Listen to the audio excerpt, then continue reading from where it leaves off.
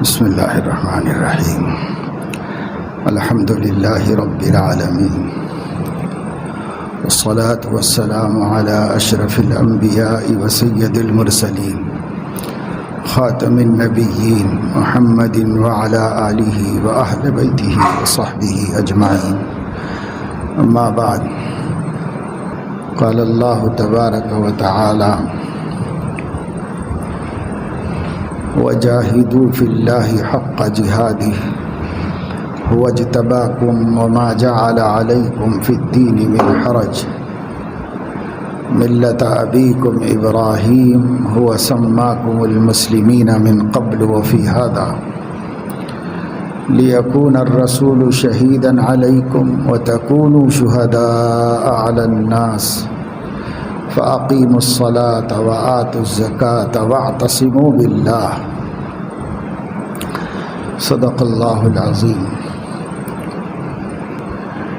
اسلامی تاریخ کے اعتبار سے آخری مہینہ ذوالحج کہلاتا ہے اور پہلا مہینہ محرم، درمیان میں 10 مہینے ہیں، 12 مہینوں کا ایک سال ہوتا ہے۔ آخری مہینے کی بڑی فضیلت صرف اس کے نام سے ظاہر ہے کہ وہ حج والا مہینہ ہے، اور پہلے محرم کی فضیلت بھی اس کے نام سے ظاہر ہے۔ محرم محترم کے معنی میں ہے، حرام بھی محترم کے معنی میں ہوتا ہے۔ پورا نام محرم الحرام کہا جاتا ہے۔ لوگوں نے یہ سمجھا ہوا ہے کہ اس میں خیر کے، بھلائی کے، نیکی کے کام حرام ہیں، اس وجہ سے اس کو محرم الحرام کہا جاتا ہے، لیکن حقیقت یہ ہے کہ حرام نہایت قابل احترام کو کہا جاتا ہے۔ ساری دنیا جانتی ہے کہ دنیا کی سب سے بڑی مسجد کا نام مسجد حرام ہے۔ مسجد حرام اصلاً کعبۃ اللہ کو کہا جاتا ہے، اور چونکہ کعبۃ اللہ میں سب لوگ نماز نہیں پڑھ سکتے تو باہر بھی مسجد بنی ہوئی ہے، تو اس کا نام مسجد حرام ہے۔ تو اس کے یہ معنی تو نہیں ہے کہ وہاں جانا حرام ہے، بلکہ وہاں جانا تو ہر مسلمان صاحب استطاعت پر واجب اور فرض ہے، اور جس کو استطاعت نہیں ہے وہ بھی اگر کسی طریقے سے پہنچ سکے تو شرف ہے، عزت ہے، بزرگی ہے۔ مسجد حرام کے اندر پڑھی گئی ایک رکعت دوسری جگہ پڑھی جانے والی 1,00,000 رکعتوں کے برابر ہے۔ یہ فضیلت اس مسجد کو دی گئی، اس لیے اس کا نام حرام رکھا گیا، یعنی سب سے زیادہ عزت و احترام کی مسجد۔ ہر مسجد قابل احترام ہے، لیکن سب سے زیادہ قابل احترام وہ مسجد ہے جو دنیا میں سب سے پہلے بنی۔ ان اول بیت وضع للناس للذی ببکۃ مبارکا وہدی للعالمین۔ سب سے پہلی مسجد، سب سے پہلا گھر جو عبادت کے لیے لوگوں کے واسطے بنایا گیا وہ ہے جو مکہ مکرمہ کے اندر ہے، بابرکت مکے میں ہے، جس میں اللہ نے اپنی قدرت کی نشانیاں بھی رکھی ہیں، لوگوں کی ہدایت کا سامان بھی رکھا ہے، اور ہر طرح کی اللہ تعالیٰ نے وہاں پر برکت رکھی ہے۔ بلد اللہ الامین قرار دیا ہے اسے۔ اللہ تعالیٰ نے اس کی قسم کھائی اور فرمایا وَهَذَا الْبَلَدِ الْأَمِينَ، اس مبارک شہر کی قسم، امن والے شہر کی قسم، جو امن آج کی تاریخ میں بھی دنیا کے کسی خطے میں نہیں ہے، وہ مکہ مکرمہ میں ہے۔ اللہ نے اس کو شہر امین، امانت والا شہر، یعنی امن والا شہر قرار دیا ہے۔ الذین آمنوا ولم یلبسوا ایمانہم بظلم اولئک لہم الامن وہم مہتدون۔ اس میں ظلم سے اصل مراد تو شرک ہے، لیکن ہر طرح کا ظلم اس کے اندر داخل ہے۔ اس حرم کی گھاس نہیں اکھاڑی جا سکتی، درخت نہیں کاٹے جا سکتے، وہاں کی سرزمین پر کسی جانور کو حلال بھی ہو تو شکار نہیں کیا جا سکتا، جانوروں کو ستایا نہیں جا سکتا، بھگایا نہیں جا سکتا۔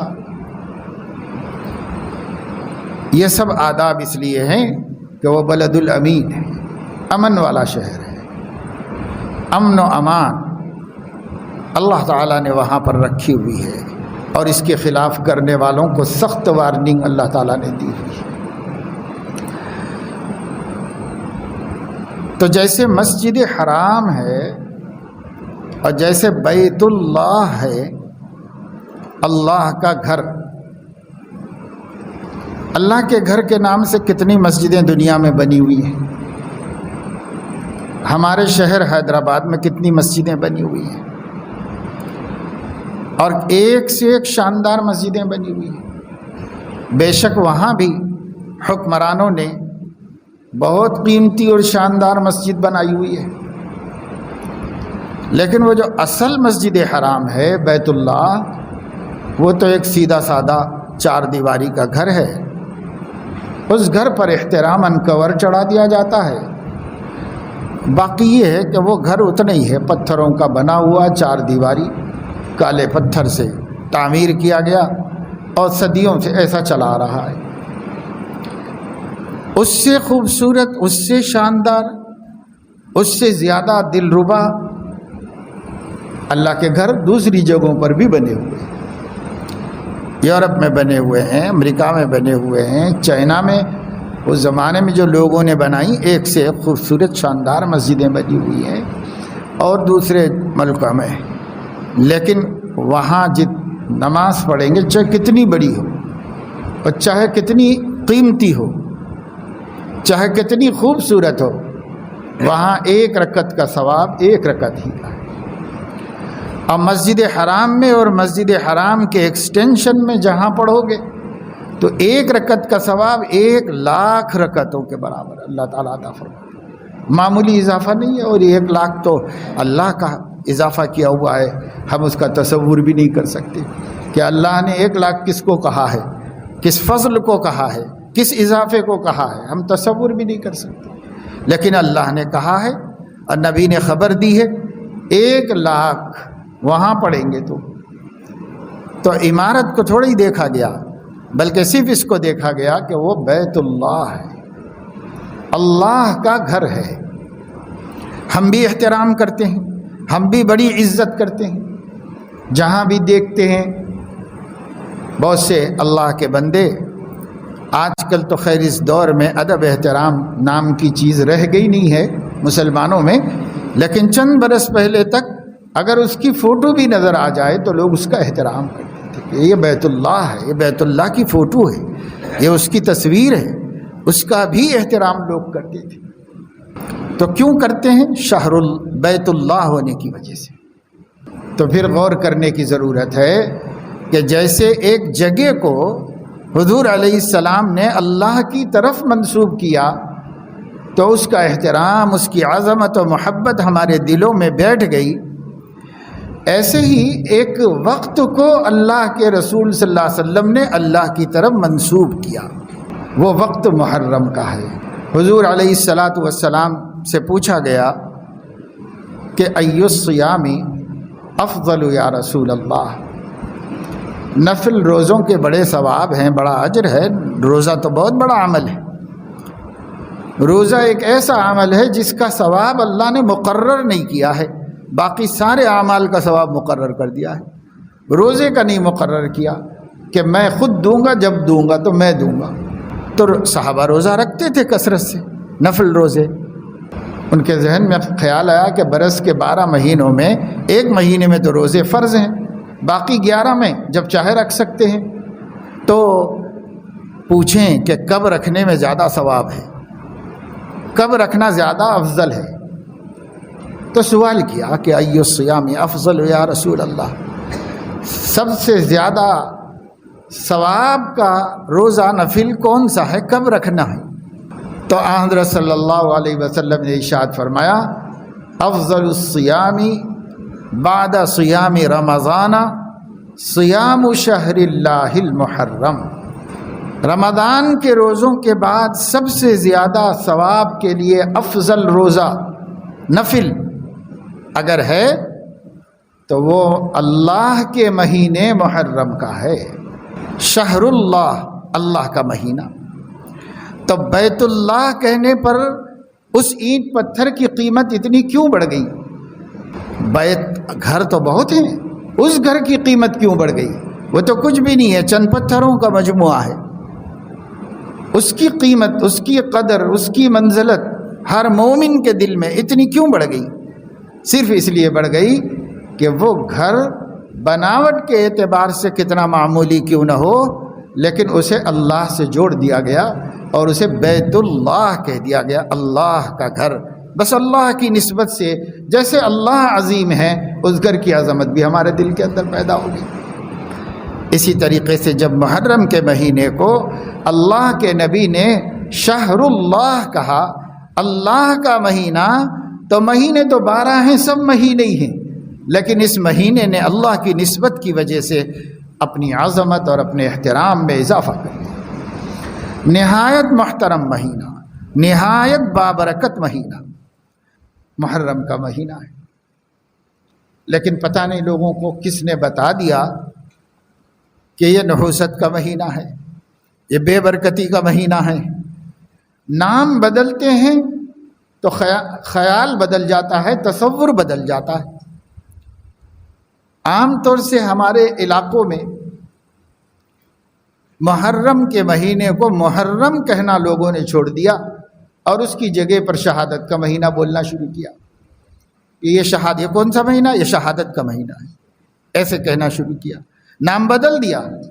اور پھر وہاں سے ذہن میں تصور آ گیا کہ یہاں تو بھائی اس مہینے میں ہمارے پیارے نبی کے پیارے نواسے کو شہید کر دیا گیا، تو یہ مہینے میں برکت کہاں ہے؟ یہ مہینے میں تو نحوست ہے، ملامت ہے، لعنت ہے. یہ ان کے ذہنوں میں بیٹھ گیا. تو نام بدلتے ہیں تو مسمى بھی بدل جاتا ہے، اس کا جس کا نام ہے اس کے بارے میں خیالات بدل جاتے ہیں. جیسے ہم بتاتے رہتے ہیں کہ لیلۃ القدر، لیلۃ البراءت، لیلۃ المعراج، یہ نام شریعت میں استعمال ہوئے تھے، لیکن لوگوں نے اس کا نام رکھ لیا جگنے کی رات. تو جگنے کی رات جب سے نام رکھا ہے اس کا احترام ختم ہو گیا. اب کوئی احترام نہیں. اچھے کپڑے پہنتے ہیں، سب کچھ کرتے ہیں، لیکن ایک نماز پڑھ لیتے ہیں مغرب کی، اور بہت سو کی عشاء کی نماز بھی نہیں ہوتی، وہ مغرب سے گھومنا پھرنا، تفریح کرنا، یہ کرنا شروع ہوتا ہے، صبح تک چلتے رہتا ہے. کیوں؟ نام بدل دیا. اللہ نے لیلۃ القدر نام رکھا تھا، ہم نے اس کا نام جگنے کی رات رکھ لیا. تو قدر کوئی بھی نہیں کر رہا ہے، جگ رہے ہیں بس. صحابہ لیلۃ القدر کہتے تھے، علماء لیلۃ القدر کہتے ہیں، آج بھی نیک لوگ لیلۃ القدر کہتے ہیں، شب قدر کہتے ہیں. تو وہ قدر بھی کرتے ہیں، اور جو نام بدل لیا ہے وہ قدر ہی نہیں کرتا، جاگتا ہے خالی. ایسے ہی جب محرم اس کا نام تھا، محرم الحرام، یہ بولنا چھوڑ کے شہادت کا مہینہ بولنا شروع کیے. شہادت کے مہینے کے طرف سے تاریخی پس منظر بدل گیا. حالانکہ علماء فرماتے ہیں یہ وہ مہینہ ہے اللہ نے کائنات کا ہر عظیم تر کام محرم کے مہینے کی 10 تاریخ کو کیا ہے. اللہ نے کائنات کا ہر حادثہ، ہر عجیب عظیم الشان کام جو اللہ نے اس کائنات میں کیا اور آئندہ بھی کریں گے، تو وہ محرم کی 10 تاریخ کو کرتے ہیں اللہ تعالیٰ. آئندہ بھی محرم کی 10 تاریخ مقرر ہے بہت سے کاموں کے واسطے. تو مہینہ محترم، اس کی 10 تاریخ اور زیادہ محترم۔ 10ویں محرم کے روزے کو حضور علیہ السلام نے فرمایا مجھے یقین ہے کہ اللہ تعالیٰ اس روزے کی برکت سے 1 سال کے گناہوں کا کفارہ فرما دے۔ سیئات، شارحین حدیث فرماتے ہیں کہ جہاں کہیں بھی کفارے کی بات آتی ہے وہاں یہ بات ذہن میں رہنا چاہیے کہ کسی اچھے کام سے گناہوں کا مٹنا جو فرمایا گیا ہے وہ سچ ہے، لیکن گناہ کبیرہ نہیں مٹتے، صغیرہ گناہ مٹ جاتے ہیں۔ جو کبیرہ ہیں یا حقوق العباد ہیں، بندوں کے حق ہیں، وہ کسی عمل سے معاف نہیں ہوتے، وہ معافی کے طریقے سے ہی معاف ہوتے ہیں۔ یعنی اگر اللہ کا حق ہے تو توبہ کر کے معاف ہوتے ہیں، اور اگر بندوں کا حق ہے تو ادا کر کے معاف ہوتے ہیں۔ معاف کرانے کا طریقہ مقرر ہے، لیکن جو چھوٹے چھوٹے گناہ چلتے پھرتے اٹھتے بیٹھتے آنکھوں سے، کانوں سے، زبان سے، آدمی کے حرکات و سکنات سے، قول و فعل سے روزانہ ہوتے رہتے ہیں، بے حساب ہوتے رہتے ہیں، یہ بھی کچھ کم نہیں ہے کہ وہ معاف ہو جائیں اللہ تعالیٰ کے فضل سے، کسی نیکی کی برکت سے۔ تو حضرت علیہ السلام نے فرمایا محرم کا روزہ 1 سال گزرے ہوئے کہ چھوٹے چھوٹے جتنی لغزشیں ہیں ہمارے ذمے سب کا کفارہ اللہ کر دیتے، معاف کر دیتے ہیں۔ اب پورے مہینے کی یہ فضیلت فرما دی کہ یہ شہر اللہ ہے، اللہ کا مہینہ ہے، اس میں خاص برکت ہے، اللہ سے نسبت ہونا ہی کافی ہے اس کی فضیلت و برکت کے واسطے۔ اور آج تک مسلمانوں کے ذہنوں میں خصوصاً تھوڑی زیادہ عمر کے جو مسلمان ہیں ان میں خصوصاً جو عورتیں ہیں وہ کسی قیمت پر نہیں مانتی کہ آپ شادی کرنا چاہ رہے ہوں اور محرم میں کر لیں، وہ کسی قیمت پر نہیں مانتے۔ آپ کاروبار کا آغاز کرنا چاہ رہے ہوں اور محرم میں کرو، وہ تو کہتے ہیں بھائی محرم تو ماتم کا مہینہ ہے، اس میں روتے دھوتے رہنا چاہیے، اس میں کوئی اچھا کام کیوں کریں؟ کیونکہ نواسہ رسول کی شہادت ہوئی۔ تو سب سے پہلی بات یہ ہے کہ کسی بھی حادثہ موت پر 3 دن سے زیادہ غم منانا اسلام جائز نہیں رکھا ہوا ہے، سوائے بیوی کے کہ وہ شوہر کے انتقال پر 4 مہینے 10 دن تک سوگ منائی، اور اس کا سوگ بھی ایسا نہیں ہے، وہ جو چاہے کھا سکتی ہے، جو چاہے پہن سکتی ہے، لیکن سنورنے والی چیزوں کا استعمال نہ کرے، اس کو بننا ٹھننا کہتے ہیں، بہت قیمتی لباس جو تقریبات میں استعمال ہوتا ہے یا نہایت خوشی کے مواقع پر جیسی اپنی وضاقتہ بناتی یہ نہ بنائے۔ باقی کلر کے کپڑے بھی پہن سکتے ہیں، نہا دھو سکتے ہیں، وقت پر نماز پڑھنا ہے، وقت پر تلاوت کرنا ہے، جو اچھا کھانا چاہیں کھا سکتے ہیں، صحت کا خیال رکھ سکتے ہیں، علاج معالجہ کر سکتی ہے بیوہ، سب کام کر سکتی ہے۔ صرف 2 شرطیں ہوتی ہیں، ایک یہ کہ اپنے شوہر کے گھر سے نہ نکلے جہاں اس کے شوہر کی موت ہوئی، اور دوسرے یہ کہ بننے سنورنے کا کام نہ کرے، بننے سنورنے کا کام نہ کرے۔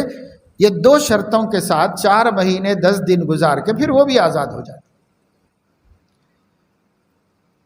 اور عورت کے علاوہ جتنے رشتے ہو سکتے ہیں دنیا میں بیوی کے علاوہ، خود شوہر اگر بیوی مر جائے تو 3 دن سے زیادہ سوگ نہیں بنا سکتا، ماتم نہیں کر سکتا 3 دن سے زیادہ۔ بچے باپ کی موت پر، ماں کی موت پر 3 دن سے زیادہ غم نہیں کر سکتے، ماں باپ اولاد کے صدمے پر 3 دن سے زیادہ غم نہیں کر سکتے، بھائی بہنوں کے، بہن بھائیوں کے 3 دن بس، تیسرے دن سب کو نارمل لائف پر آ جانا چاہیے۔ کوئی ایسی حرکت ظاہر نہیں کرنی چاہیے کہ میں مغموم ہوں۔ کیوں؟ اس لیے کہ زندگی موت اللہ کے ہاتھ میں ہے، اللہ کے اختیار میں ہے، اللہ مالک ہے، وہ جس کو چاہے زندہ کر سکتے، جس کو چاہے موت دے سکتے۔ ہم اگر رسے ہوئے رہیں گے تو ناراضگی کا اظہار ہوگا کہ آپ نے ایسا کیوں کیا، ہمیں پسند نہیں آیا، اور ناراض ہونا ایمان کو غارت کرے گا۔ اس لیے 3 دن تو طبیعت کی مجبوری کی وجہ سے اللہ نے ہمارے لیے چھوٹ کر دی کہ بھئی انسان فطری طور پر مجبور رہتا ہے، اس لیے 3 دن چھوڑ دو اس کے۔ اگر یہ کوئی وقت پہ کھاتا نہیں اور یہ نہیں کرتا، روتا دھوتا رہتا، ٹھیک ہے بھائی رہنے دو، کوئی بات نہیں، انسان ہے، تکلیف ہوئی ہے، اللہ رب العزت نے رعایت فرما دی۔ لیکن اللہ نے ہمیں پیدا کیا، اللہ کو معلوم ہے کہ 3 دن کے بعد اس کی ضرورت ہی نہیں ہے ہمیں۔ جب ضرورت ہی نہیں ہے، اللہ نے یہ اجازت ختم کر دی کہ 3 دن کے بعد کچھ گڑبڑ مت کرو، رونا آئے رو، کوئی بری بات نہیں، لیکن اپنے کام میں لگ جاؤ، نارمل لائف پہ آ جاؤ، جو تمہارے معمولات ہیں شروع کر دو، سب اس میں لگ جاؤ کام۔ یہ راضی رہنا ہے، راضی رہنے کی علامت ہے کہ ہم اللہ سے راضی ہیں، یہ اس کی علامت۔ تو اب اتنے سال ہو گئے، 1400 قریب 1400 سال ہو گئے، یعنی 1380 برس گزر گئے سیدنا حسین رضی اللہ تعالیٰ عنہ کی شہادت کو۔ اب کیا غم، جب 3 دن کے بعد اجازت نہیں تھی تو اب کہاں سے 1380 برس کے بعد ہم غم کرنے کے لیے بیٹھے ہوئے ہیں؟ یعنی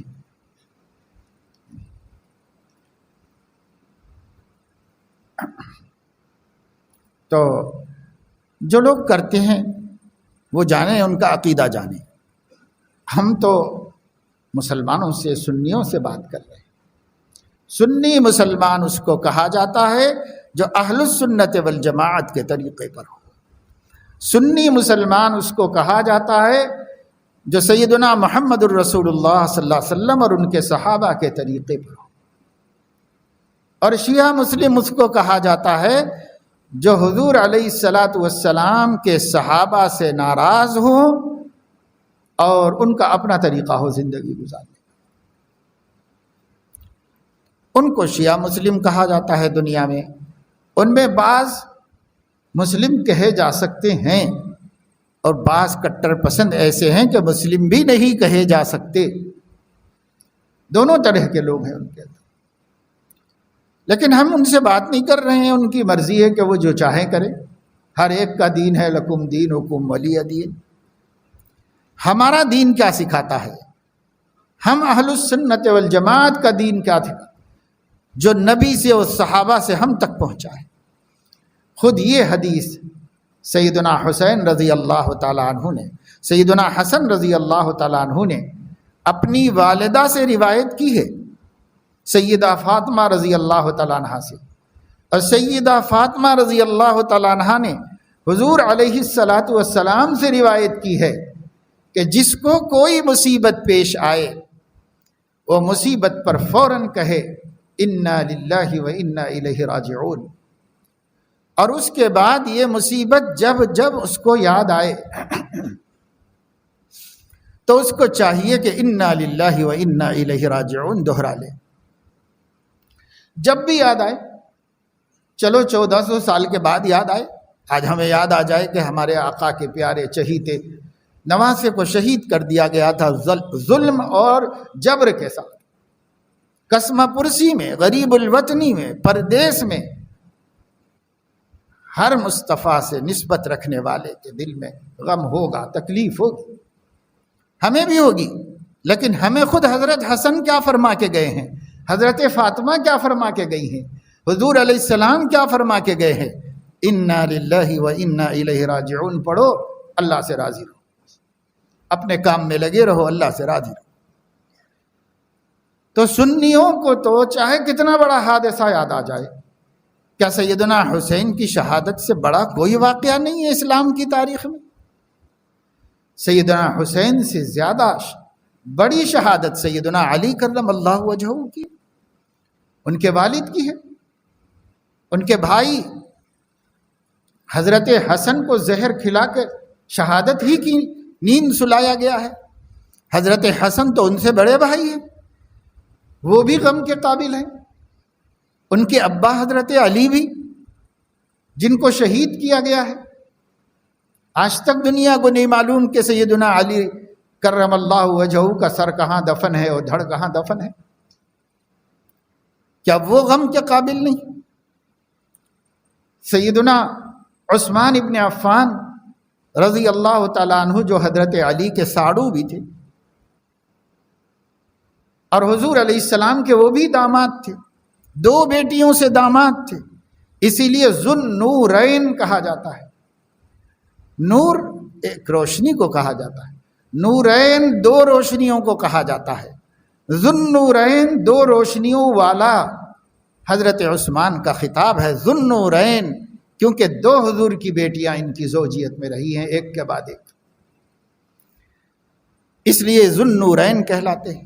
ان کو بھی اس سے بھی زیادہ ظلم کے ساتھ شہید کیا گیا، اس حال میں کہ وہ امیر المومنین تھے، اس حال میں کہ وہ مسلمانوں کے بادشاہ تھے، پھر بھی ان پر ظالموں نے ظلم کر کے قید میں رکھ کر بڑی بے کسی، بے بسی و مجبوری کے ساتھ شہید کر دیا۔ تو کیا سیدنا حضرت عثمان کا غم نہیں ہونا چاہیے؟ پھر ان کے اوپر سیدنا عمر ہے جو حضور علیہ السلام کے وزیر ہیں۔ اس دنیا میں فرمایا میرے ہر نبی کے 2 وزیر ہوتے ہیں دنیا میں، میرے دنیا کے 2 وزیر ابو بکر و عمر ہیں۔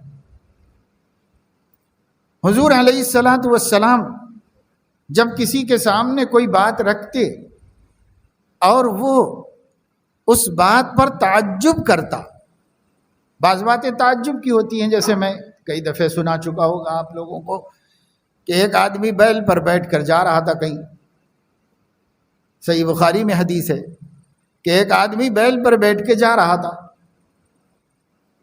اور بیل چونکہ چل نہیں پاتا ہے تو آہستہ آہستہ چلتا ہے، دوڑنا کہاں اسے آتا، گھوڑا دوڑ سکتا ہے، خچر دوڑ سکتا ہے، گدھے کو بھگا سکتے ہیں، لیکن بیل کو کیسے بھگائیں گے، اس کو بھاگنا ہی نہیں آتا۔ تو اس نے بیل کو دوڑانا چاہا، 2-4 وقت اس کو چابک لگائی، اس نے دیکھا کہ صاحب میرے اوپر بیٹھ کے مجھے چلا بھی رہا ہے اور مار بھی رہا ہے، تو اللہ نے اس مظلوم کو زبان دی، اس نے سر اوپر کی طرف کیا اور اوپر بیٹھے ہوئے مالک سے کہا کہ جناب میں کھیتی باڑی کے لیے پیدا کیا گیا ہوں، سواری کے لیے نہیں پیدا کیا، سواری کر رہے ہو ناحق میرے اوپر اور ظلم بھی کر رہے ہو، یہ تھا مطلب اس کا۔ تو حضور علیہ السلام نے جب یہ قصہ سنایا صحابہ کو، تو صحابہ نے کہا کہ سبحان اللہ، کیا بیل بات کر سکتا ہے؟ یہ تعجب، ایسے موقع پر صحابہ کو بھی تعجب ہو جاتا تھا، عجیب چیز سامنے آتی تو عجیب تھی، بیل نے اتنا اچھا کیسے کہہ دیا کہ اللہ نے مجھے کھیتی باڑی کے لیے بنایا ہے، سواری کرنے کے لیے نہیں بنایا ہے۔ تو سبحان اللہ، کیا بیل بھی بولتا ہے یا رسول اللہ؟ تو حضور علیہ السلام کیا جواب دے رہے ہیں؟ ہر ایسے موقع پر احادیث میں موجود ہے، بخاری میں اور دوسری حدیث کی، حضور نے فرمایا کہ نام آمنت بہ وانا وابو بکر وعمر، میں اس پر ایمان رکھتا ہوں، اس قصے کے صحیح ہونے پر، اور ابو بکر بھی رکھتے ہیں، عمر بھی رکھتے ہیں۔ راوی کہتے ہیں کہ وہاں نہ ابو بکر تھے نہ عمر تھے، لیکن حضور علیہ السلام غائبانہ بھی اپنے ایمان میں ان کو شریک کرتے تھے، اپنے افعال میں ان کو شریک کرتے تھے، ان دونوں کو ہمیشہ۔ ذهبت انا ابی بکر و عمر، میں ابو بکر عمر جا رہے تھے، میں ابو بکر عمر یہ کر رہے تھے، میں ابو بکر عمر، حتیٰ کہ حضرت علی رضی اللہ تعالیٰ عنہ فرماتے ہیں کبھی کبھی مجھے خیال ہوتا تھا کہ کبھی وہ دونوں کے ساتھ ہمارا بھی نام لے لیں حضور علیہ السلام، دونوں کا ہی لیتے ہیں ہمیشہ، تو دونوں کا ہی لیتے تھے، اتنا اپنے آپ سے ان کو جوڑ کے رکھا ہوا تھا، یہاں تک کہ وفات کے بعد بھی دونوں آپ کے ساتھ ہیں، کوئی جدا نہیں کر سکا، کوئی جدا نہیں کر سکے گا۔ شیعوں کا یہ ماننا ہے کہ ان کی جب حکومت ہوگی مدینے میں، اللہ بہتر جانتا ہے کہ ہوگی نہیں ہوگی، لیکن ان کا ماننا یہ ہے کہ جب ہوگی تو ہم قبر رسول کو کھو دیں گے اور ان میں سے ابو بکر عمر کی لاشوں کو نکال کر کھجور کے تنے پر لٹکائیں گے، سولی دیں گے، نیزے ماریں گے، چیریں گے، پھاڑیں گے، پھر جلائیں گے، پھر راکھ دریا میں بہائیں گے اور اس کے بعد زمین پر سجدہ کریں گے۔ اس وقت تک اس زمین کو ابو بکر و عمر کی وجہ سے وہ ناپاک سمجھتے ہیں اور اس زمین پہ سجدہ نہیں کرتے۔ وہ یا تو کربلا کی مٹی پہ کرتے ہیں یا وہاں کی کوئی چٹائی لاتے ہیں اس چٹائی پہ کرتے ہیں، لیکن زمین پہ نہیں کرتے۔ زمین ناپاک ہے کیونکہ اس میں ابو بکر و عمر دفن ہے۔ تو ان کا عقیدہ ہے، ان کو سلامت، ہمیں کیا کرنا ہے؟ وہ جو عقیدہ رکھنا چاہیں رکھ لیں، زبردستی تھوڑے یہ دنیا میں، حساب تو قیامت میں ہوگا۔ ان الینا ایابہم ثم ان علینا حسابہم، انہیں ثابت کر لینا ہے کہ یہ عقیدہ صحیح ہے یا غلط ہے، ان کو ثابت کر لینا۔ اس لیے ہمیں اس سے کوئی مطلب نہیں، لیکن ہم آپ سے یہ کہتے ہیں کہ جگہ جگہ اپنے اعمال و افعال میں ان کی نقالی کیوں کر رہے ہو جن کا عقیدہ ہمارے عقیدے سے 100% الگ ہو گیا ہے؟ ان کی نقالی کیوں کر رہے ہیں؟ ہمارے بہت سے نوجوان لڑکے اور لڑکیاں دین کے حوالے سے تو خیر جانتے بھی نہیں ہوں گے، لیکن فیشن کے حوالے سے ان کو بھی شوق ہو جاتا ہے کہ صاحب ہمارے ساتھی، ہمارے کلاس فیلو اور ہمارے کالج کے دوست وغیرہ یا رشتہ دار بھی کسی کے ہوں تو وہ لوگ پہن رہے ہیں کالے کپڑے، تو ہم لوگ بھی پہنیں گے کالے کپڑے۔ وہ ایز اے فیشن پہن رہے ہیں، لیکن اللہ کے ہاں آپ کی نیت کیا ہے یہ نہیں دیکھا جائے گا، آپ کا عمل کیا ہے یہی دیکھا جائے گا۔ اس عمل میں دیکھیے، اچھے کام میں نیت کے بغیر کوئی ہمارا بدلہ نہیں ہے، لیکن برے کام میں اچھی نیت کا کوئی اعتبار نہیں۔ برے کام میں اچھی نیت کا کوئی اعتبار نہیں۔ اچھے کام میں غلط نیت کر لو تو وہ کام بھی چلا جائے گا ہاتھ سے۔ اس لیے کوئی یہ نہ سمجھے کہ غلط کام ہم اچھی نیت سے کر رہے ہیں۔ اچھی نیت سے غلط کام کتنا ہی اچھی نیت سے کرو، غلط ہی ہوگا، گناہ ہی ہوگا، پکڑ ہی ہوگی اللہ کے پاس۔ یہ فیشن ہمیں نہیں کرنا، سنی مسلمانوں کو یہ فیشن نہیں کرنا ہے۔ ہم اس ملک میں ہر ایک کو آزادی ہے اپنے دین پہ چلنے کی، چلیں گے۔ وہ کوئی کسی کو کوئی کسی سے اعتراض نہیں، لیکن ہم آپ سے کہتے ہیں کہ کبھی یہ حرکت بلا ارادہ بھی نہیں کرنا چاہیے، بلکہ یہ طے کر کے رکھنا چاہیے۔ اپنے ہاں کچھ سوٹ ہوں کالے رنگ کے، ہم نے اپنے خواہش سے بنا لیا ہو، پہننا ناجائز نہیں، لیکن اس مہینے میں اور اگلے مہینے میں نہیں استعمال کریں۔ اگلے مہینے تک روکو اس کو، استعمال مت۔ کالی ٹوپی بھی مت پہنو، کالی صدری بھی مت پہنو، شادیوں میں کالی شیروانی بھی مت پہنو۔ کسی طرح موافقت مت بتاؤ ان کو جو ہمارے صحابہ کرام کے باغی ہیں، ان کو کوئی موافقت مت بتاؤ کہ ایک آدمی بڑھ گیا، دیکھنے میں بڑھ جائے گا ایک آدمی، کسی کے مین پاور میں، عددی قوت میں اضافہ کرنا بھی اس کی مدد کرنا ہے۔ اس لیے ہمیں اس موقع پہ نہیں کرنا ہے۔ ہاں پہننا جائز ہے، پہنو، کب؟ جب یہ وقت ختم ہو جائے۔ من تشبہ بقوم فہو منہم، جو جس قوم کی مشابہت ظاہری اختیار کرے گا اسی میں شمار کیا جائے گا اللہ تعالیٰ کے پاس۔ اس لیے ان دنوں احتیاط کرنا مسلمانوں کا فریضہ ہے کہ ان دنوں میں مسلمان شادی بیاہ میں بہت سے لوگوں کے پاس، بڑے بزرگوں کے پاس کالے رنگ کی شیروانی ہے، بہت سے پسند سے پہنتے ہیں، پہن لو، اور دنوں میں، یہ 40 دنوں میں مت پہنو۔ یہ 40 دن محرم کی پہلی سے شروع ہو کر سفر کی 10ویں تک، یعنی سفر کی 20ویں تک چلتی ہے۔ 10 تاریخ کو سیدنا امام حسین رضی اللہ تعالی عنہ شہید کیے گئے تھے۔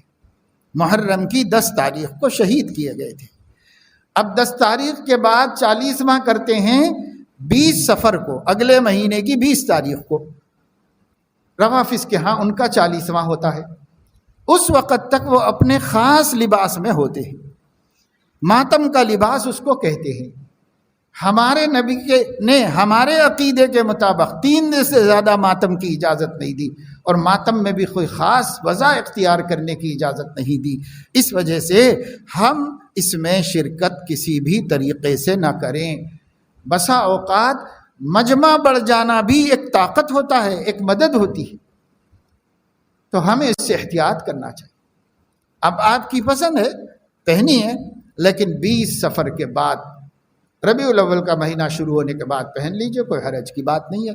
کالا کپڑا منع نہیں ہے، ہمارے نبی صلی اللہ علیہ وسلم نے بھی پہنا ہے، لیکن غم کے حوالے سے پہننے کی کوئی اجازت نہیں ہے۔ یہ تو بدعقیدگی ہے، اور بدعقیدگی کا ہم ساتھ نہیں دے سکتے کسی۔ کہنے کو چھوٹی چھوٹی باتیں ہیں، لیکن حقیقت میں اس کا اثر بہت دور تک پڑتا ہے، اور اس کا نتیجہ خوفناک نکلتا ہے۔ ہمیں مرنا ہے اور اللہ کے حبیب کے سامنے جانا ہے، اور اپنے نبی سے اپنی شفاعت کرانا ہے۔ کوئی ایسا کام نہیں کرنا چاہیے جو نبی کی تکلیف کا سبب ہو، اور ان کے دین کے خلاف کرنے سے انہیں تکلیف ہوتی ہے۔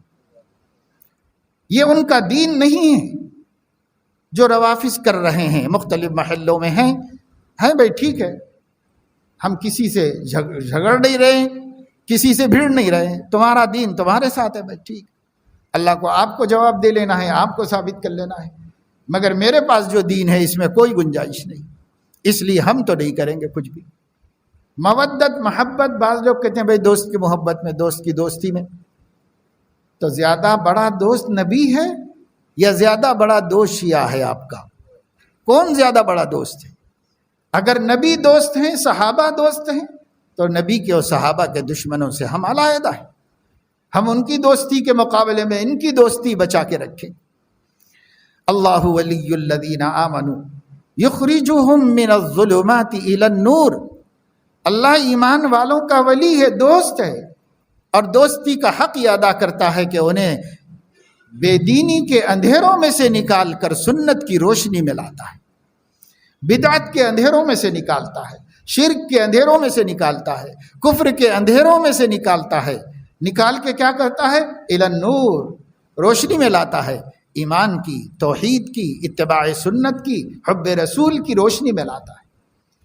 اللہ نے لا دیا ہمیں، ہم پھر ادھر جا رہے، ہم پھر اندھیرے کی طرف لوٹ رہے۔ تو صحیح بخاری میں حدیث ہے کہ 3 چیزیں جسے نصیب ہو جائیں گی اسے ایمان کی حلاوت نصیب ہو جائے گی۔ ان میں سے ایک بات یہ بھی ہے کہ ایمان لانے کے بعد کفر کی طرف لوٹنا اتنا ناگوار ہو جائے جتنا کہ دہکتی آگ میں ڈالا جانا ناپسند ہوتا ہے، اتنا ناپسند ہو جائے کفر کی طرف لوٹنا۔ تو اللہ نے اندھیروں سے نکالا اپنے کرم سے اور روشنی دی، توحید کی روشنی، اتباع سنت کی روشنی، عشق مصطفیٰ کی روشنی، اپنے خوف و خشیت کی روشنی۔ اللہ نے ایسی پاکیزہ روشنیاں ہمیں عطا فرمائی ہیں، ہم ان روشنیوں کو چھوڑ کر کے پھر اندھیرے کی طرف جائیں، پھر اندھیرے کی طرف جائیں، تو یہ ہمارے لیے جائز و درست نہیں ہے، اور اللہ ناراض ہو جائے گا۔ میں نے تمہیں اندھیرے سے نکالا، تم اندھیرے میں گھسے، پھر اندھیرے میں گھس گئے۔ تو جو لوگ بدعقیدہ ہیں ان لوگوں کی طرف کسی قسم کی حمایت نہیں کرنا چاہیے۔ جب وہ اتنے کٹر ہیں کہ آپ کی کوئی بات ماننے کے لیے تیار نہیں، تو آپ کا ایگو نرم بن رہے ہو، آپ بھی اپنی جگہ مضبوط رہو، آپ بھی اپنے عقیدے کے اوپر قائم رہو اور مضبوطی کے ساتھ چلتے رہو۔ یہ بات دھیان میں رکھنے کی ہے اور بہت ضروری بات ہے۔ اس زمانے میں ان دنوں میں بہت سے مسلمان خرافات سب چلاتے رہتے ہیں، ان میں سے کوئی چیز نبی کی سنت نہیں، کسی چیز کو اہل سنت نے قبول نہیں فرمایا ہے، سب ان کے پاس سے لیے ہیں اور ان کے ساتھ کر رہے ہیں، چلا رہے ہیں گھروں کے اندر کام، اور اسے بڑا کار خیر سمجھ رہے ہیں، ثواب کی بات سمجھ رہے ہیں۔ یاد رکھیے ایصال ثواب بھی اسی طریقے سے معتبر ہے جس طریقے سے سرور عالم صلی اللہ تعالی علیہ وسلم نے ایصال ثواب کا طریقہ بتایا ہے۔ جو آپ نے نہیں بتایا وہ سب بیکار ہے، غیر معتبر ہے، اس سے کوئی فائدہ حاصل ہونے والا۔ ہر کام شریعت کی روشنی میں ہونا چاہیے، ہر کام سنت کے موافق ہونا چاہیے، سنت رسول اور سنت صحابہ کے مطابق ہونا چاہیے۔ بہت سے لوگ سنت رسول کو تو مان لیتے، سنت صحابہ کو نہیں مانتے، وہ بھی بدعقیدہ لوگ ہیں۔ صحابہ کرام حجت ہیں دین میں، صحابہ کرام دلیل ہیں اور ثبوت ہیں، ان کے قول و فعل و تقریر کو سنت مانا گیا ہے تمام محدثین کے نزدیک۔ حضور علیہ السلام کے قول فعل اور تقریر کو، صحابہ کے قول و فعل و تقریر کو سنت مانا گیا ہے، اس لیے اس سے بھی جس کو الرجی ہے وہ بھی بدعقیدہ ہے، وہ بھی صحیح نہیں ہے۔ صحیح عقیدہ اہل السنت والجماعت کا یہ ہے، نبی اور ان کے اصحاب کے طریقے پر قائم رہو، نبی اور ان کے صحابہ رضوان اللہ علیہم اجمعین کے رستے پہ چلو۔ اس لیے صحابہ کرام کی عظمتوں کو اپنے گھر میں ذکر کیجیے، اپنے گھر میں بیان کیجیے، بچوں کو سنائیے، بیویوں کو سنائیے۔ ایسی جاہل بیویاں کرتے وقت میں سوچا بھی نہیں ہے کہ کچھ دین سیکھا ہے کہ نہیں سیکھا، کچھ نہیں سیکھا۔ اللہ کے نبی صلی اللہ علیہ وسلم نے فرمایا تھا تنکح المرأة لأربع لمالها ولحسبها ولجمالها ولدینها فاظفر بذات الدین تربت یداک۔ اے مخاطب، لڑکیاں بیاہ کے لائی جاتی ہیں 4 وجوہات سے۔ کبھی ان کو ان کے حسن کی وجہ سے پسند کیا جاتا ہے، جیسے لو میرج میں ہو رہا ہے، سوائے حسن کے کوئی بیس ہی نہیں ہے اس کا، اور اسی وجہ سے سب ٹوٹ ٹاٹ ہو کے قصے خراب ہوتے رہتے۔ تنکح المرأة لأربع، عورت یا تو حسن دیکھ کر پسند کی جاتی ہے، یا مال کو دیکھ کر پسند کیا جاتا ہے، یا اس کے خاندانی حیثیت کو، اسٹیٹس کو دیکھ کر پسند کیا جاتا ہے، یا اس کے دین کو دیکھ کر پسند کیا جاتا ہے۔ اے مسلمانوں، تم لڑکیوں کو ان کے دین کی بنیاد پر بیاہ کے لاؤ اور دنیا آخرت میں کامیاب ہو جاؤ۔ یہ حضور علیہ السلام نے تجزیہ کر کے خود ہی ایک بتا دیا، 4 میں سے اس کو آگے رکھو، اور بھی دیکھنا ہو تو دوسرے نمبر پہ دیکھ لو، تیسرے نمبر پہ دیکھ لو، لیکن پہلے نمبر پہ دین دیکھو کہ دین ہے تو قبول ہے، اور دین نہیں ہے تو قبول نہیں ہے، کتنی ہی حسین کیوں نہ ہو، کتنی ہی خوبصورت کیوں نہ ہو۔ وَلَأَمَةٌ مُؤْمِنَةٌ خَيْرٌ مِّن مُشْرِكَةٍ وَلَوْ أَعْجَبَتْكُمْ۔ مسلمانوں، ایک کالی کلوٹی بے حیثیت باندھی ایمان والی ہے تو وہ تمہارے لیے بہتر ہے اس حسینہ سے جو شرک والی ہو اور کفر والی ہو، اس سے بہتر ہے تمہارے واسطے۔ قرآن نے اعلان کر دیا، لیکن ہم نے علم ہی نہیں حاصل کیا۔ اب ہمارے بچوں کی بدنصیبی ہے، بدقسمتی ہے کہ ماں ایسی ملی ہے کہ جو اللہ کو نہیں جانتی، رسول اللہ کو نہیں جانتی، قرآن حدیث کی تعلیمات کو نہیں جانتی، حلال و حرام سے واقف نہیں، قرآن دیکھ کے پڑھنا تک نہیں آتا، اللہ کے ذکر کا ذوق نہیں، درود شریف پڑھنے کی شوق نہیں، کچھ بھی ہو، بس فیشنیبل، پوری زندگی، پوری کالج لائف فیشنوں میں گزار لی، اور جا کے ہماری ماں نے، خالہ نے، بہن نے ڈھونڈ ڈھونڈ کے جس پری پیکر کو لا کر ہماری بیوی بنایا اور ہمارے بچوں کی ماں بنایا ہے، وہ بچے ملحد بن رہے ہیں، زندیق بن رہے ہیں، بے ایمان بن رہے ہیں۔ ماں کو سکھانے کو آتا ہی نہیں کچھ بھی، کچھ دین جانتی ہوتی تو سکھاتی ہوتی۔ کیا مسلمانوں نے اپنی اولاد کی تربیت کی؟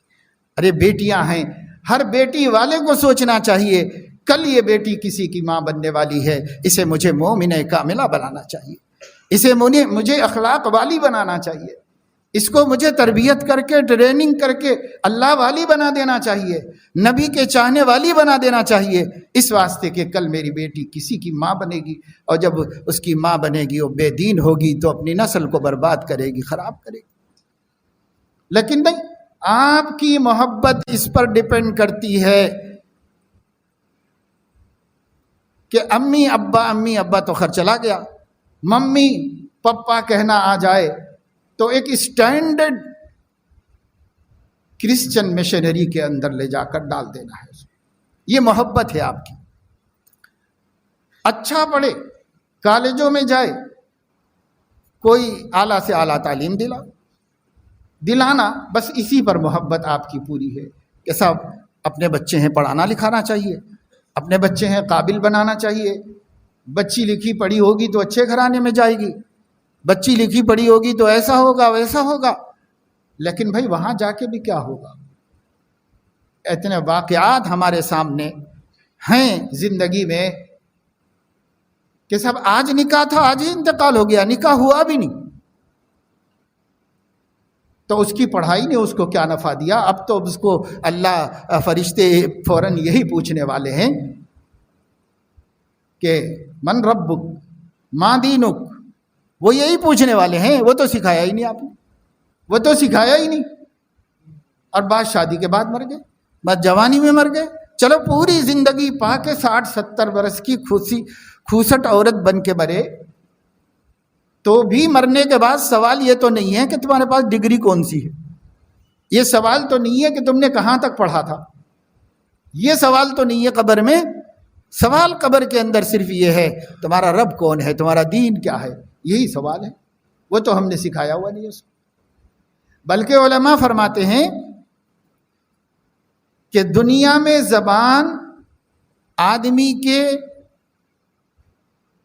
دل سے جڑی ہوئی ہے، قول سے جڑی ہوئی ہے، یعنی ہم زبان سے بولتے ہیں، لیکن جب موت ہو جائے گی تو ہماری زبان کا تعلق عمل سے کر دیا جائے گا. اگر عمل اللہ کے مطابق نہیں ہے تو اللہ بول نہیں پائیں گے. ہاں لا ادری، ہائے میں نہیں جانتا کہ کون ہے میرا رب. یہ صورتحال ہمارے پاس ہے. تو گھر میں آپ سناؤ، دین سکھاؤ، جیسی بھی لائے ہو آ گئی ہے قسمت سے، جیسی بھی بیوی ہے، اب ہے بیوی اپنی، اس کو سنبھال کے رکھنا ہے، اس کو حکمت سے سکھاؤ.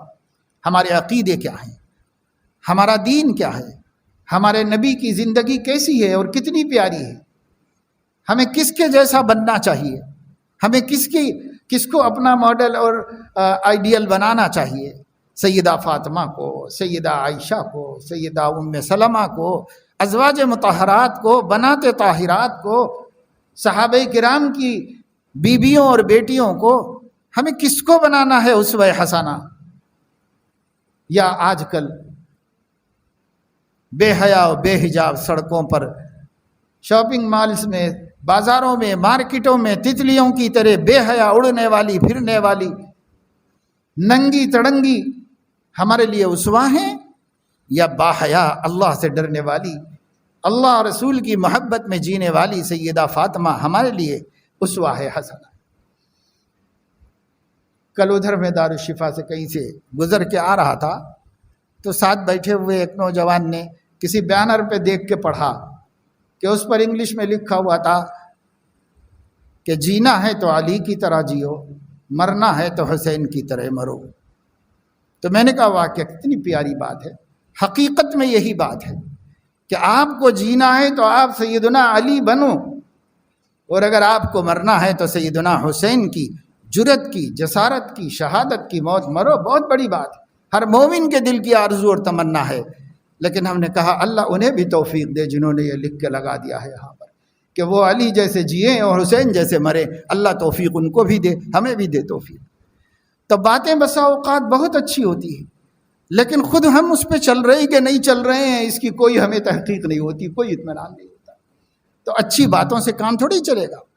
جیسے قادیانیوں نے اپنا ایک لوگو بنایا اور اس پر لکھا کہ محبت سب سے، نفرت کسی سے نہیں. بات تو بڑی اچھی ہے، پر کم سے کم آپ اس قابل ہوتے کہ آپ سے محبت کی جا سکے. آپ نے جب خاتم النبیین سے بغاوت کر لی تو کوئی مومن کے سینے میں ایک ذرے کے برابر گنجائش آپ سے محبت کرنے کی نہیں. ایک ذرے کے برابر محبت نہیں ہو سکتی. باپ ہی کیوں نہ ہو، بیٹا ہی کیوں نہ ہو، اس سے کوئی محبت نہیں ہو سکتی. کیونکہ ایمان صحابہ جیسے لانا ہے، اور صحابہ نے کافر باپ کی گردن نبی کے سامنے رکھ دی. ایمان صحابہ کی طرح لانا ہے. کوئی ہوگا اگر مرتد ہے، قادیانی ہے، کرسچن بن گیا ہے، فلاں بن گیا ہے، ہمیں اس سے کوئی مطلب نہیں. محبت سب سے نہیں کی جا سکتی. کہنے کو یہ لفظ بہت اچھا ہے کہ محبت سب سے، نفرت کسی سے نہیں، یہ کہنے کو بہت اچھا ہے، لیکن جب آپ اس کو ایمان کی کسوٹی پر لائیں گے تو الحب فی اللہ والبغض فی اللہ. ایمان کیا ہے؟ حضور نے فرمایا اللہ کے لیے عداوت اور اللہ کے لیے محبت. تو عداوت کے لیے بھی اسلام، ایمان میں عداوت بھی داخل ہے. کسی سے رکھنا ہوگا، اللہ کے باغی سے، نبی کے باغی سے عداوت بھی ہے. صرف محبت سب سے نہیں ہے. لیکن یہ فریب ہے، ایک ایسا دکھاوا ہے جس دکھاوے سے سب لوگ کہیں گے بھائی ان کے خیالات بہت اچھے، ان کے اندر فیلنگ نہیں ہے.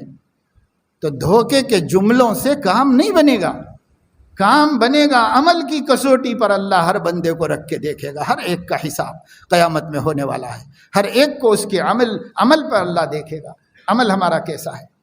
اس لیے عزیز و دوستو، ہمیں اہل بیت اطہار سے نعوذ باللہ کسی قسم کی کوئی کدورت نہیں ہے.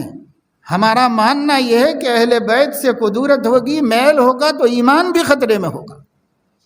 ہم اہل بیت اطہار ایک ایک بندے سے، ایک ایک بچے سے، اپنے ماں باپ اور اولاد سے زیادہ محبت رکھتے ہیں. لیکن اس محبت کا یہ مطلب نہیں ہے کہ ان کی محبت کے نام پر ان کے نبی کے دین ہی کو ہم برباد کر دیں. اس کی کوئی گنجائش نہیں نکل سکتی. محبت اہل بیت سے ایمان کا جز ہے. حضور علیہ السلام نے فرمایا علموا اولادکم ادبوا اولادکم علی حب اللہ وحب رسولہ وحب اہل بیتہ. اپنے بچوں کو تربیت دو اللہ کی محبت، نبی کی محبت اور اہل بیت کی محبت. ہم اہل بیت کی محبت سکھائیں اپنے بچوں کو، ان کا مرتبہ بتائیں، ان کا تعارف کرائیں، اور اہل بیت رضوان اللہ علیہم اجمعین کو ان کی جگہ پر رکھیں.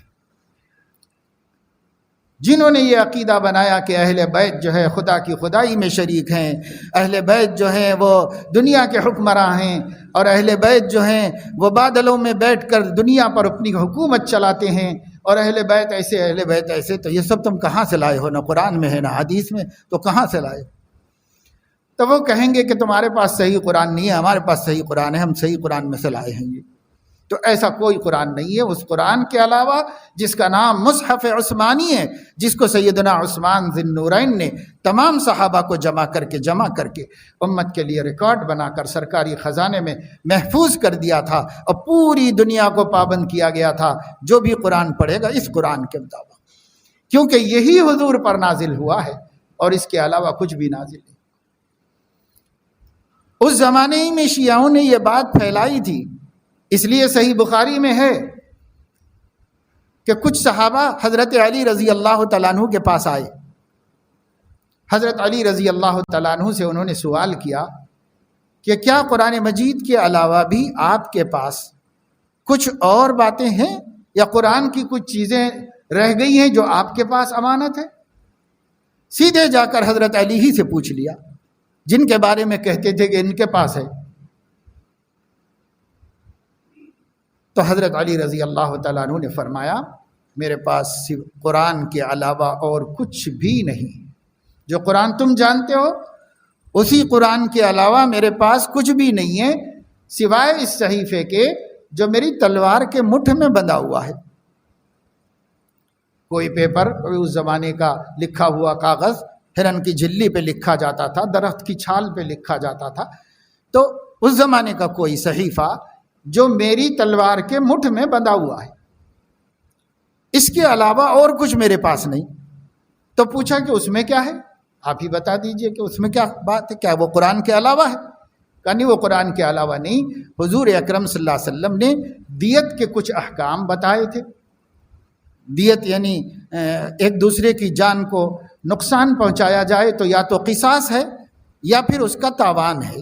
تو اس کے احکامات، اس کے کچھ احکام ہیں جو حضور علیہ السلام نے بتائے تھے، اور کچھ احکام جنگ اور جہاد سے متعلق ہیں. بس وہ کچھ مسائل ہیں جو میرے پاس ادھر ایک کاغذ پہ لکھے ہوئے ہیں. اس کے علاوہ قرآن کے نام سے وہی قرآن ہے جو تم لوگ جانتے ہو، اس میرے پاس کچھ بھی نہیں. تو جب حضرت علی ہی سے پوچھ لیا گیا اور انہوں نے بتا دیا کچھ بھی نہیں ہے، تو اب اس کے بعد ان پر تہمت کی کیا ضرورت ہے؟ اب ان سے کہتے ہیں کہ بھائی وہ جو ہے تو کہاں ہے، ذرا بتا دیجئے نا، تاکہ ہم لوگ بھی مطالعہ کریں اور ہم کو بھی پتہ چلے کہ بھائی ہمارے پاس پورا دین نہیں ہے. تو کہتے ہیں کہ ہمارے 12ویں امام 2.5 برس کی عمر میں اس کو لے کے غائب ہو گئے تھے، اب تک ملے نہیں ہیں. جب وہ ملیں گے تو ہمارے سامنے آئے گا وہ باقی کا قرآن کیا ہے. ابھی تک تو ملے نہیں ہیں. 2.5 برس کی عمر میں 12ویں امام، زیادہ سے زیادہ پہلی صدی کے بعد، ان کا دوسری صدی میں وہ غائب ہو گئے ہیں. اب جب آئیں گے تو وہ ان کا مسئلہ ہے، لیکن ہمارے پاس جو قرآن ہے ایک ایک حرف موجود ہے، اور یہی ہماری نجات کے لیے کافی ہے. اسی پر ہمارا ایمان ہے. ہم اس کے علاوہ کسی اور کلام کے نہ قائل ہیں نہ منتظر ہیں. یہی کلام ہے، اسی پر زندگی ہے. جو کچھ، اور اس کلام کی تشریح حضور اکرم صلی اللہ علیہ وسلم کے ارشادات اور صحابہ کرام کی ارشادات ہیں، اس کی تشریح ہے، بس ختم، اور کچھ بھی نہیں۔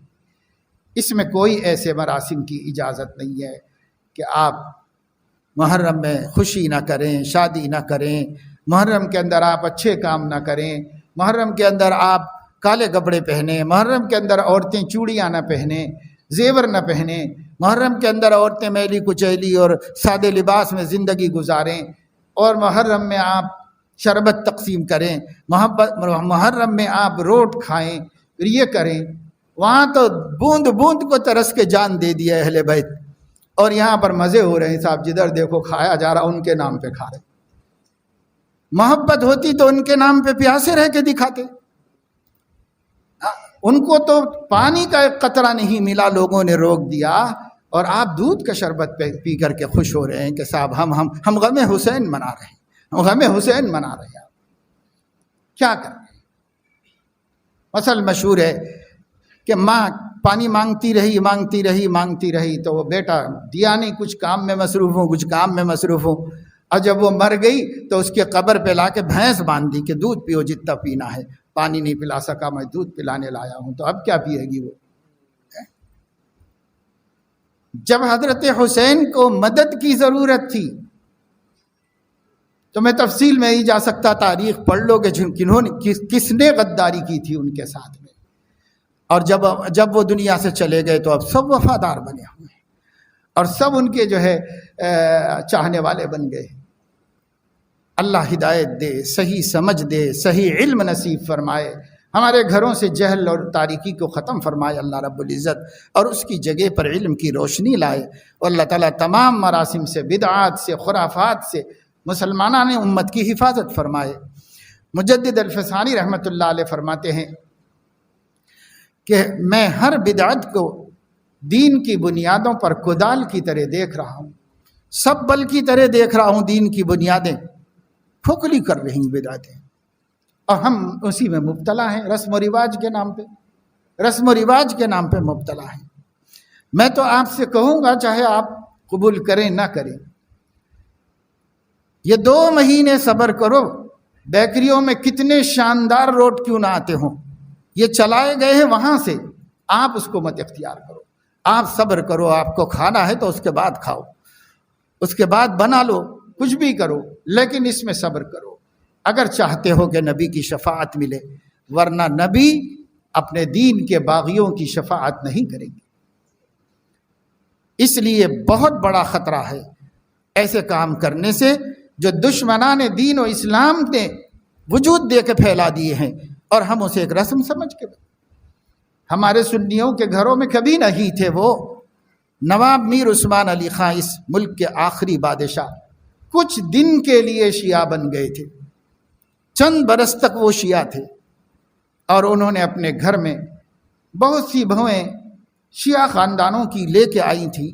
اس کا نتیجہ یہ ہوا کہ پورے دکن کے سماج میں شیعہ رسومات پھیل گئے، گاؤں گاؤں عاشور خانے بن گئے، ہر جگہ عزاداریاں شروع ہو گئیں، صرف بادشاہ کو خوش کرنے کے لیے۔ الناس علی دین ملوکہم، لوگ بادشاہوں کے طریقے پہ ہوتے ہیں۔ یہ بادشاہ بدل گیا تھا، لیکن پھر اس نے وصیت بھی کر دی کہ میں سنی مسلمان ہوں، اس لیے اس کو سنیوں کے مطابق تجہیز و تکفین کر کے سنیوں کے مطابق دفن کیا گیا۔ تو کچھ دن کے لیے بادشاہ کا بدلنا آج تک کے لیے امت کو ان خرافات اور ان بدعقیدگیوں کے اندر مبتلا کر دیا۔ ہمیں توبہ کرنا چاہیے، اپنے بڑوں بزرگوں کو سمجھانا چاہیے کہ وہ بھی توبہ کر لیں مرنے سے پہلے، ہم سنت پہ نہ چلیں۔ پھر بھی اتنا برا نہیں ہے جتنا کہ بدعات کو سنت سمجھیں اور دین میں داخل کریں۔ اس لیے کہ سنت پہ نہیں چلے گا تو کم سے کم دل میں تو رہے گا کہ بھائی یہ ایک سنت ہے، میں عمل نہیں کر رہا ہوں، اللہ مجھے معاف کرے، کچھ تو دل میں ندامت رہے گی، وہ ندامت کام آ جائے گی انشاءاللہ۔ لیکن بدعات و خرافات کو ہوا دینا، نبی فرمائیں گے سحقاً سحقاً، جب حوض کوثر پر بدعت پر چلنے والے لوگ آئیں گے، بدعتی نہیں مبتدع لوگ، اس لیے کہ علماء نے بدعتی سے رعایت کی ہے کہ لا علمی سے کر رہا ہے، وہ لیکن لوگ جو جانتے بوجھتے بدعت و خرافات کو چلا رہے ہیں، جب یہ آئیں گے حوض کوثر پر تو جبرائیل ایک پردہ ڈال دیں گے، آگے بڑھنے نہیں دیں گے نبی کی طرف۔ نبی کہیں گے کہ بھائی مت روکو، میری امت ہے، میں پانی پلاؤں گا اپنے دست مبارک سے۔ تو جبرائیل کہیں گے انک لا تدری ما احدثوا بعدک، آپ کو اندازہ نہیں ہے کہ آپ کے بعد ان لوگوں نے آپ کے دین میں کیسی کیسی باتیں داخل کر دی تھی۔ جب یہ سنیں گے تو حضور علیہ السلام کی غیرت بھی بھڑکے گی اور آپ فرمائیں گے سحقن سحقن، دور ہو جاؤ دور ہو جاؤ، تم جیسے لوگوں کی مجھے ضرورت نہیں۔ تب کیا بنے گا؟ تب کون مدد کرنے کو آئے گا؟ تب کون اللہ کے پاس ہماری شفاعت لے کے جائے گا؟ چھوڑو ان بدعتوں کو، خرافات کو، سنت پہ چلو، نہیں چل سکو تو کم سے کم اللہ سے کہو کہ مجھے چلنا چاہیے تھا، میں نہیں چل سک رہا ہوں، مجھے معاف کر دیجیے۔ اتنا تو کرو، چاہے نہ چل سکیں سنتوں پر، لیکن خلاف سنت کو لانا، اپنے دین میں داخل کرنا، وہ اتنی بڑی محرومی۔ اللہ سب کی حفاظت فرمائے، آمین۔ وآخر دعوانا الحمدللہ۔